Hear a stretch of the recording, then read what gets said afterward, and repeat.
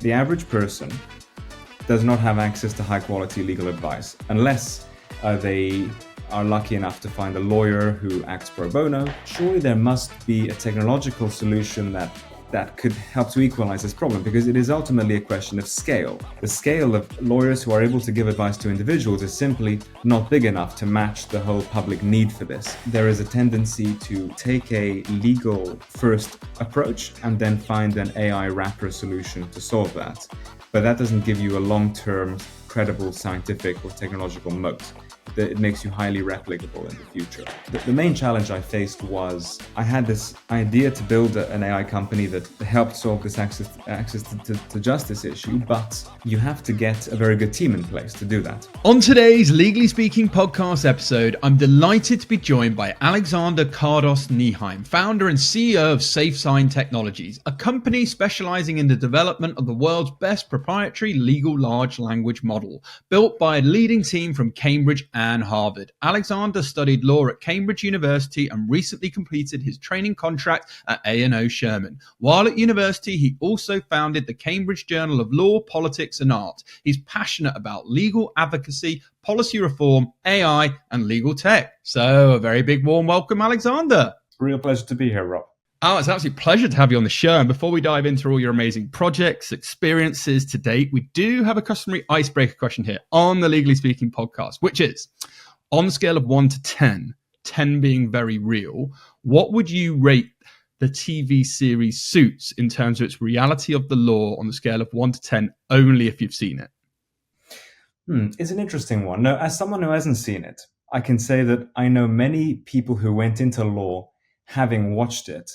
And I think regardless of how reflective Suits is of what law has been so far, the sheer number of people who go into the law thinking it's like Suits may mean that the law ends up actually being like that, because so many people have gone into it thinking it's going to be like it. So, and I must say, you do get quite a few personalities at these law firms who could do a whole TV show of their own. So. I think that's a great perspective, great answer. And with that, we're going to move swiftly on to talk all about you. So to begin with, you have a very impressive background having studied law at Cambridge University. Can you share a bit about your experience there and how it shaped your career journey thus far? Yeah, of course. For me, I never really wanted to be a lawyer. I wasn't one of those people who grew up having that as a dream. I was always more interested in history and classics. And it was only as a result of a legal battle I fought as a teenager doing my GCSEs that I thought actually law might be the thing for me. And just in summary, my mother and I lived in this sadly old, derelict, but, well, I wouldn't quite say derelict, but characterful building in South London, which came under threat from a very large development project.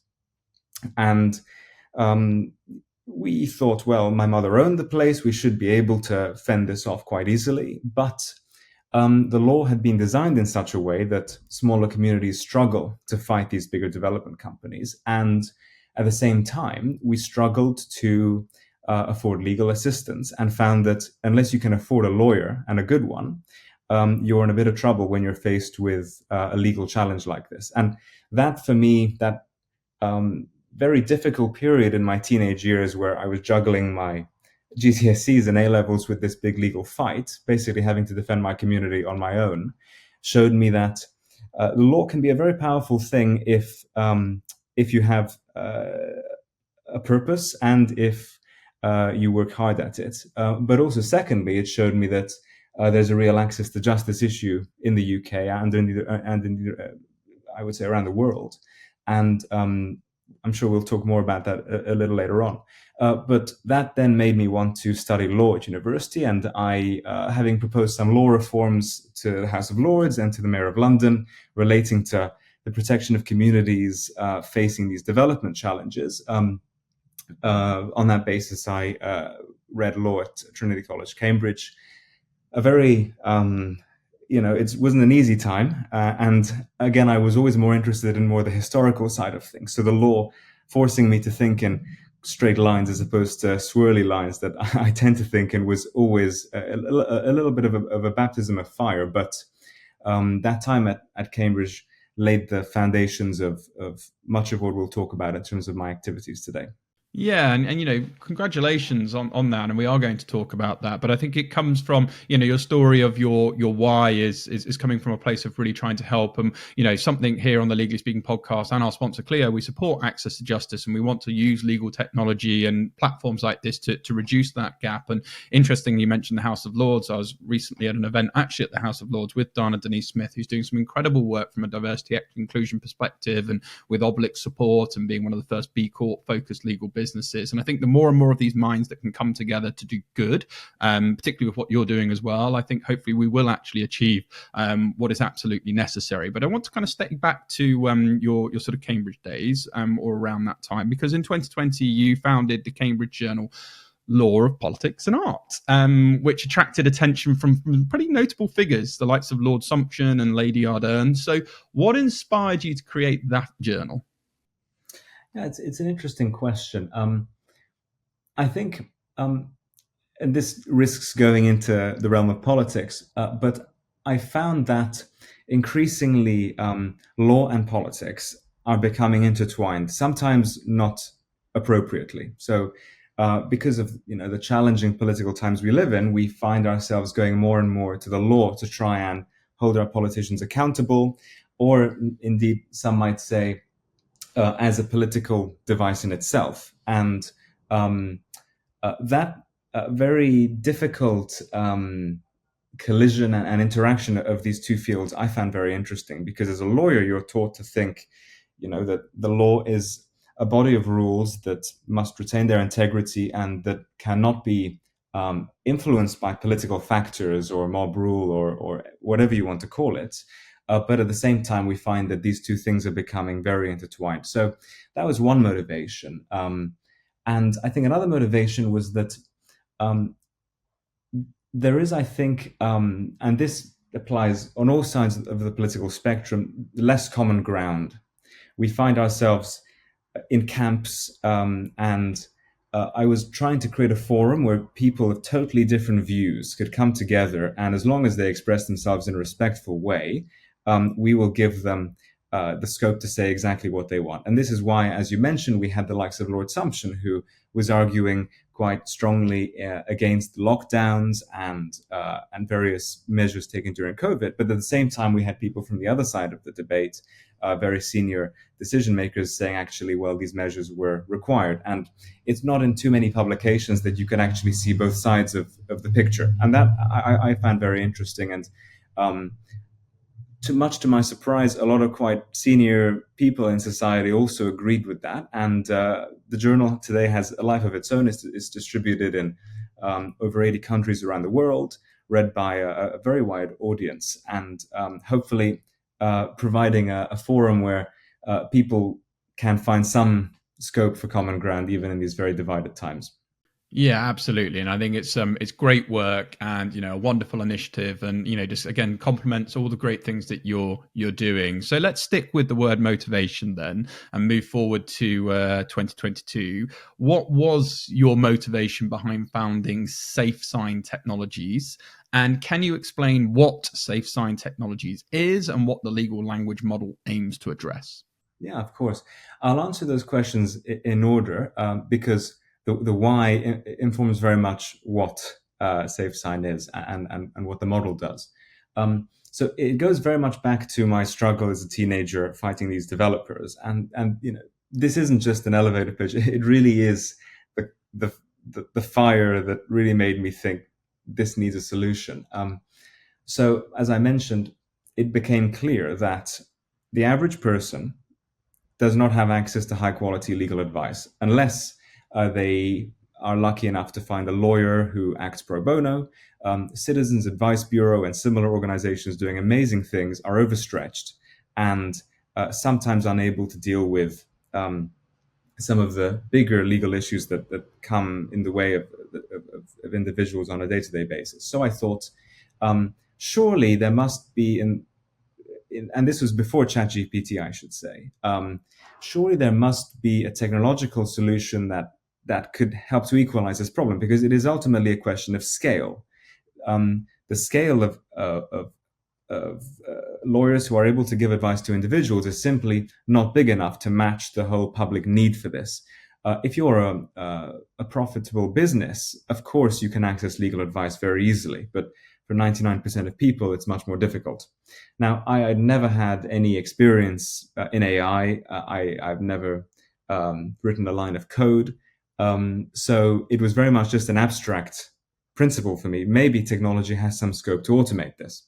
I had just graduated from Cambridge and I was doing my LPC for Allen and Overy, as it was then, and um, and I thought, well, let me just speak to someone who might know a bit more about this, because maybe there is more to this issue. And again, this was before all the craze that ChatGPT brought. And I got in touch with a man called Felix Stefik, a professor of law at Cambridge, the man who I'd never met, but he had been writing my exams for the last 3 years. So I already had some preconceived views on him. But much to my surprise, he was very responsive to my email from a random student, as I was then to him, and he said, "You know what? You are right. There is scope to deal with this access to justice issue through a technological means, and of course, we were not the first people to think of this. This has been in the works for a long time, but." I think what he found interesting about my proposal was that it would be, of course, a company that had lawyers in it and who were keeping it focused on the legal objective, but also that we would take a genuinely deep tech approach to the problem. So it would not be a question of developing some superficial technology to address the issue, but really that we would try to take a deep tech approach to the problem that ensures that what we develop is really disruptive and really effective. And maybe to be more specific about what we were doing at the time and today, um, uh, the founding idea of SafeSign and the reason for its name, as I'll go into in a moment, is um, to use cutting edge artificial intelligence research to provide instant and high quality legal advice to users, whether those are businesses or consumers. The reason for the name SafeSign is that when reading, for example, the average consumer reads up to 10 or should read up to 10 terms and conditions documents every day, or at least we tick those boxes that we accept the terms and conditions, but we never know if those are actually safe to sign.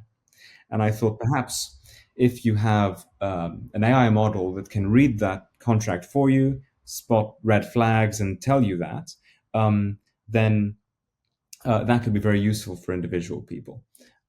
Now, I think this is a comment on maybe the world of investment, venture capital, as well as just business reality. But our initial consumer focus was difficult from the point of view of attracting venture capital, because of course there is the preference for B2B, and that is one of the things that caused us to pivot our focus as a company away from, well, not so much away from consumers, but to have not only consumers as our target audience, but also businesses.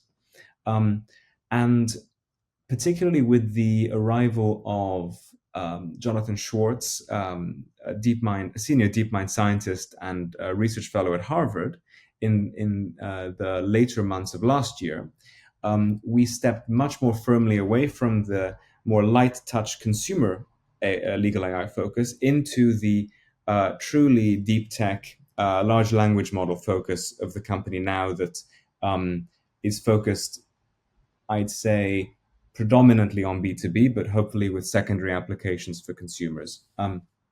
And to be specific about what this model does now, it is a legal foundation model, which means that it is trained on fundamental legal principles and large quantities of high quality legal data. And this AI model is capable of offering a very good answer to a very broad range of legal questions across different jurisdictions.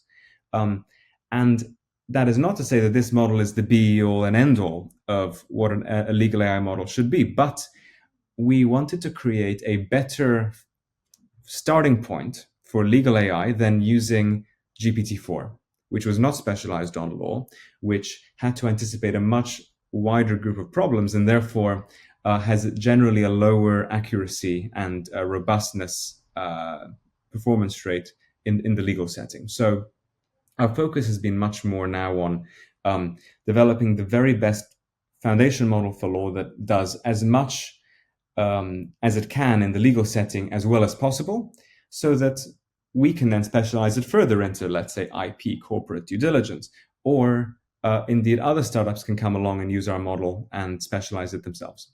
Yeah, I love that, and that opens the door for collaboration, which we're really pro here on the show. And look, you're building a remarkable team, of experts from Cambridge, Oxford, MIT, Harvard, Lenovo. The list goes on. So congratulations. And I want to dive a bit deeper there on the Safe Sign Technologies Foundations. And I love the name, by the way. It makes perfect sense. It's relatable. It's easy to understand, because you were talking there, quite impressively actually about what you're doing and how you're kind of putting safeguard measures in place. But what really impressed me about what you're doing is the sort of high quality data at each training stage that you're focusing on. So general purposes legal foundation models you're referencing, safety, reliability and robustness, model efficiency and real-time inference. Could you just talk us a little bit more about those 4 foundations and how you think they're potentially going to be very crucial to the overall company success? Yeah, of course. I think you just need a very light understanding of the world of AI to know that reliability is a problem. Most of us have heard of hallucinations, where the model quite convincingly creates or fabricates information, which in an accuracy critical setting like law is simply unacceptable. And so just to jump on the safety, reliability, and robustness point first, it's clear that if AI is to have a transformative effect on the legal profession, you need to win the trust of lawyers, and you need to show them that this is a reliable tool that this traditionally conservative bunch of people trusts and is able to use. And of course, from a client perspective, clients need to be able to trust that what their very well paid lawyers are doing involves working with good technology and not technology that risks making things up. So clearly, robustness is important. Now, the problem is that if you take the approach of most startups, and this is not to discredit startups, but more to just show the difficulties facing young entrants into the AI market, legal AI market. You will use a base model which is available on the open market, whether it's from Meta, OpenAI, Anthropic. These models, when they were designed to be able to do almost anything reasonably well. They had to anticipate mathematical issues, engineering errors, historical mistakes, any inquiry put by the user into that. And of course, for these big companies, lacking the in-house legal expertise that we did, and lacking the focus on law, it was more difficult to create a base model that really is sharp and highly accurate in the legal setting. And of course, as we also know, some shortcuts have been taken by some of these players when it comes to how data is sourced, whether it's done so in a legal and ethical way, and of course, the quality of that data. And all of that then translates into a model that simply does not perform too well in highly specialist settings like the legal setting. So what we have done with our world-leading team, which of course includes Dr. Jonathan Schwartz, but also Fouad Issa, Ahmed Ezidien of Cambridge University on the AI side, and Dr. Tom Hartwigson of MIT, has been to take lessons from other fields where AI has been applied, including the medical context, which is again accuracy critical, and seeing if we can, through experimentation, take some of those lessons, for example, in a medical setting when it comes to drug adoption and analysis of the effectiveness of drugs on treating certain diseases. Can we take algorithmic innovations from those settings and apply them to the legal setting in a way that is totally new and that results in a much more reliable and safe model? And that is what I think set us apart from quite an early stage. Today's episode of the Legally Speaking podcast is brought to you by Clio, the legal practice management software consistently recognized for outstanding customer satisfaction. Clio's award-winning 24/5 customer service is here to support you when you need it most, with live chat, phone, and email assistance. It's no wonder legal professionals consistently give Clio 5 stars for its user-friendly design, time-saving features, and top-notch support. Ready to join the best? Discover why Clio continues to win over the legal industry at clio.com/UK/reviews. Now back to the show. No, I think that's so, it's so important that you stress the importance, of some of those points, particularly you're talking about the robustness, the reliability, because what you are is what you say on the tin, which is safe sign. So it shows that you are putting deep thought to protect the people that are using the platform for good. So I think it was a fantastic answer. And I want to talk about, every entrepreneurial story sounds great, but, there's challenges along the way. So, I'd love to, and you're kind of touching on there, but, just some of the raw, struggles you perhaps and challenges you had to do. What was the process of building Safe Sign like from idea to reality, and what are some of those early challenges you face, and maybe some you're continuing to experience as you grow and move forward? Yeah, of course. I think I've always been quite open about the challenges. I had no business background. I was fresh out of university, and it was a tough journey. As anyone who starts a business goes through this phase, you start with the initial excitement. You have an idea. It seems so perfect. You think, oh, how can this not, succeed? And then you start to do a bit of digging, and you think, oh no, someone already does something similar. And then you go past that and you think, well, right, there's a competitive landscape here. Can we set ourselves apart and try to do something unique? And that's all very well. You can plan this out on paper beautifully. But then when it comes to implementation, that's, I think, where the biggest difficulties are. And I think the main challenge I faced was that I had this idea to build an AI company that helped solve this access to justice issue, but you have to get a very good team in place to do that. And the AI world is so competitive from a recruitment perspective, and it is so capital intensive that there are huge expectations of salary and the like if you really want the top people. And I really did want the top people. But lacking investment from an early stage, or any serious investment, I had to go off people. I had to rely on people's basically goodwill and guts to get involved with someone who's never started a business before, who is very likely to make loads of mistakes.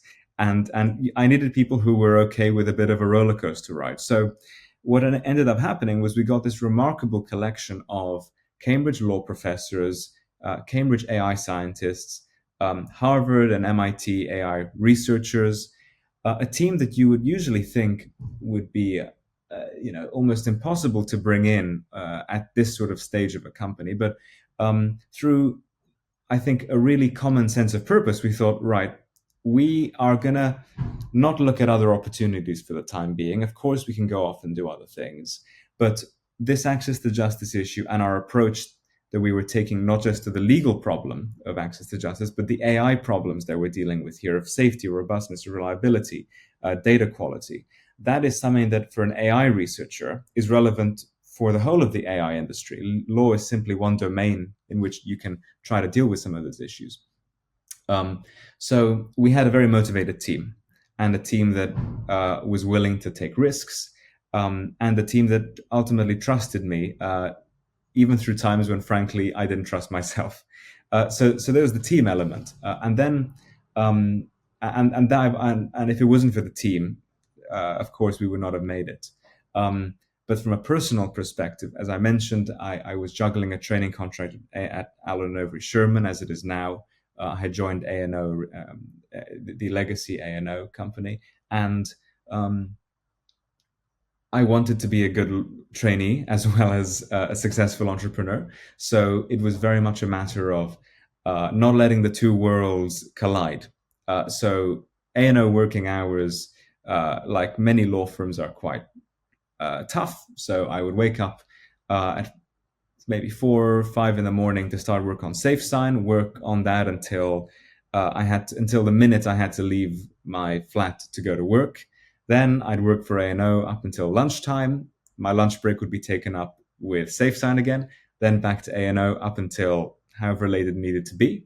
And then any time I had in the middle of the night, I would spend back on SafeSign. And it was that on repeat for 2 years. And that was very personally challenging. And you can imagine, the number of friends I sort of didn't reply to for months on end and all the rest of it. And then combined with that, of course, the energy strains is the emotional strain when you have what became quite a capital intensive company. Eventually we had to have a salary team, we had to incur large computing costs. And from month to month, having to think, right, I am the one that 14 people are relying on for their paycheck at the end of the month, but I'm also doing this research exercise for this partner as a trainee, and trying to separate those two worlds and stay productive in both of them. It was a bit of a challenge. And then from an investment perspective, just in terms of, I think, the final big challenge, we never actually got institutional funding. We operated on angel investment for the whole life of the company. And the first time we tried to pursue venture capital funding, we ended up getting acquired. So I think from a funding perspective, we had quite an unusual journey. But the motivating thing for me, and what I would say to other people who might be afraid of multitasking like I did, or who might think, oh, the investment challenges are too great. If you simply put one foot in front of the other for long enough and keep your wits together, you give yourself a chance to succeed. And if you have a very good team as well that can deal with this sort of risk and volatility, then I think you're very well placed. Really well said, Alexander. Really well said. I always say if you have the guts to start, you've got the guts to finish. And so keep going step by step by step. And I love that story. So let's talk about the success, because like you said, it's not smooth sailing. You were able to balance the two ultimately. Yes, you did have to give up sacrifice, but unfortunately anything worth having probably does require an element of sacrifice in entrepreneurship. So let's talk about the article then. In the article, Thomson Reuters buys UK AI legal startup as market heats up. Reuters CTO states SafeSign's models have demonstrated industry-leading performance across several domain-specific evaluations. So how did you go about conducting those particular evaluations, and how did it feel when Reuters ultimately did choose to acquire you? Well, it was an interesting story, and I think I can talk about this. We first released an industry-wide mailing list or newsletter rather when we, as an independent startup, achieved some quite promising performance results on an internal evaluation we had conducted. Of course, respecting academic standards, and we have senior professors in the company that ensured that our evaluations were robust. And once we released that newsletter, I think almost within a few minutes we got a response back from many of the main players in the legal AI sector. But Thomson Reuters jumped on it within minutes, and they said, "Well, we need to talk." So we got on a call with them. And we were initially really talking to them from an investment perspective, thinking, and it was clear that we were doing something scientifically that was relevant to them, and that's why they were taking an interest in us. But really, it was an investment question at the beginning. And then, as we spoke more and more, and as our scientists began to speak to their scientists, it became clear that we have a huge amount in common when it comes to the research focus. So Reuters and SafeSign, or Thomson Reuters and SafeSign, are both trying to take a genuinely deep tech approach to the legal problem. And I almost don't want to call us a legal AI company. Really, I regard us as an AI company, which has a legal focus. And there is a difference there, because I think there is a tendency to, as I mentioned before, to take a legal first approach and then find an AI wrapper solution to solve that. But that doesn't give you a long-term credible scientific or technological moat. it makes you highly replicable in the future. Both Reuters and us were very focused on being difficult to replicate and on truly leading from a scientific perspective. So it became clear that we were doing pretty much the same work anyway. And at one point within Reuters, the decision was made. Okay, let's kick the tires a bit more on SafeSign, see how good their model actually is. And of course, for us within SafeSign, we thought, wow, this is going to be quite stressful. We have no idea what they're going to ask our model to do, but all we can do is prepare it as best we can, and then leave it in the locked dark room for them to test. And we still don't necessarily know what they tested it on. They have a very wide range of internal evaluations, but as we had hoped and as we had aimed for, the model performed very well. And maybe to give you a sense of the sort of thing they might have been testing for, Thomson Reuters, as I need to call them, because Reuters is really just a press agency, is a very large legal information company. It provides other services too, but 97% of all law firms globally rely on Thomson Reuters technology to act as a sort of Google for lawyers, a Google for law. And there is huge scope there for AI to make the technology more accurate, and for it to be more efficient at producing content. And that's, I think, where they were trying to test our model on. But beyond that, of course, we were two different companies, and we, from our perspective, never wanted to be acquired at such an early stage. But it was simply I think the kindred spirits that we felt we had in terms of our scientific teams that really gave the impetus for the acquisition. Yeah, lots of shared values there, and sometimes it is the right time, and also your first offer is usually your best offer, sometimes, and so a bird in the hand is always better than potentially something that may be lost down the line. So no, I think it's a tremendous success story, and I think it's super exciting times ahead, and congratulations on the acquisition. I want to kind of quickly switch gears before we close, because you're also the founder and chief executive of the Urban Development Reform Organization. I know something you're passionate about, so tell us a bit more about the focus of this organization and what are some of the key projects you're working on. Yeah, of course. So again, I don't want to sound like a broken record, but the why for me really is the access to justice issue. And the origin of that, as I mentioned to you, was this fight I had to protect my community from demolition at the hands of some developers. And my community was not the only one that had this problem. This is something, of course, we have a housing shortage in the UK, and this is a real problem. But what I found and continue to find is that the approach that governments of both shades take is to displace real communities, tear them apart, and put in some skyscrapers and let people from all different parts of the country move there and artificially create new communities. And this is not really something that I think respects the fundamental right to property that we would expect in a democracy as old as this country's, and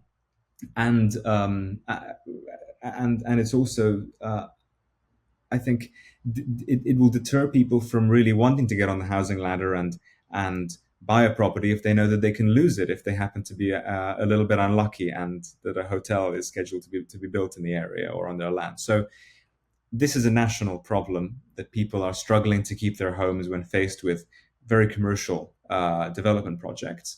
And my focus in the Urban Development Reform Organization is to work with lawyers around the country to help very small communities keep their homes, or at least have a fair fight when dealing with these very well-advised big development companies.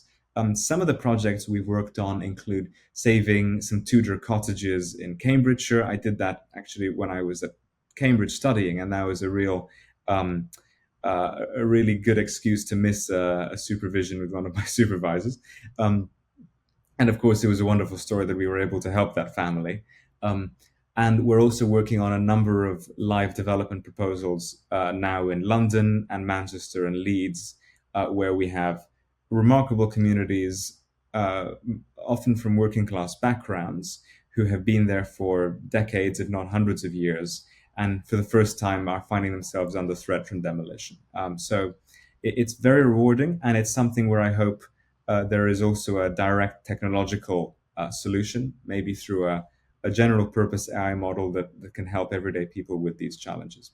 Yeah, and we absolutely support that, Alexander. And I think it's tremendous, and you're a real beacon of hope and inspiration for lots of people. And I guess that lends to a sort of follow-up question I'd like to ask you, which is advice. Advice you would give to aspiring entrepreneurs or students looking to start their own tech or indeed legal tech ventures. What would be sort of one or two top tips? Yeah, it's a difficult one because I feel that I made so many mistakes, and and it's difficult when you've been through a bit of a baptism of fire like this to feel like you can give advice. I mean, all I would say two things. I'd say number one, really have a strong sense of the why. Why are you doing this? Is it because it's fine if you just want to make some money and be in business, but I think you do need a real, if you want to come across as sincere and compelling to investors or to potential members of your team who you're trying to bring on board, you have to convince them that this is a mission that will have an impact on society. Everyone wants to feel not only that they've been successful professionally, but they've contributed somehow, they've done something significant. And I really try to weave in the why, the access to justice point, into almost every meeting we had in SafeSign, into everything we did. And I think that's what gave us some of the resilience that we had to show throughout the process, because circumstances will change. You will have difficulties. You'll need to do your pivots to stay, agile and relevant. But if you always are staying true to your why, then you can be sure that at least you're going in the right direction and you're not being blown around by the wind. And the second thing I'd say is just pure resilience. I don't consider myself the most resilient person, but I was lucky I had some supportive friends and family members. But it is going to be an exceptionally challenging journey. You are going to have personal stress. You're going to have risks that you're taking and that you're asking other people to take. And you just need to be able somehow to almost laugh at the sheer difficulty of the situation and just think, right, it's difficult, but there must be a solution. And if we win this battle and we win enough of the next few battles, eventually we'll arrive at a day when the weather is better and we can succeed. I think you've been taking the words out of my mouth. I've been preaching to people for years and years, Alexander. I was just nodding at everything you were saying there. I think business has to be fun because you have to take enjoyment. But, just sort of picking on that, I always say to you, your message, right? And your why should make you cry. And you have a deep rooted why, it really comes from a place of, something that's important to you. And I think it lends itself nicely to one of my favorite quotes of all time when it comes to resilience, which is from Winston Churchill, that very well known. Success is not final. Failure is not fatal. It's the courage to continue that counts, and you're a real story to that. So it's been an absolute inspiration having you on, Alexander. I think what you've achieved, and no doubt will continue to do, will be inspirational for many of our listeners. Of course. Well, thank you very much for your time, Rob. A real pleasure. Well, there we go. I think it's a tremendous why. So thanks so much once again, Alexander. It's been an absolute pleasure having you on the show. From all of us on the Legally Speaking podcast, sponsored by Clio, over and out. Thank you for listening to this week's episode. If you like the content here, why not check out our world-leading content and collaboration hub, the Legally Speaking Club, over on Discord. Go to our website, www.legallyspeakingpodcast.com, for the link to join our community there. Over and out.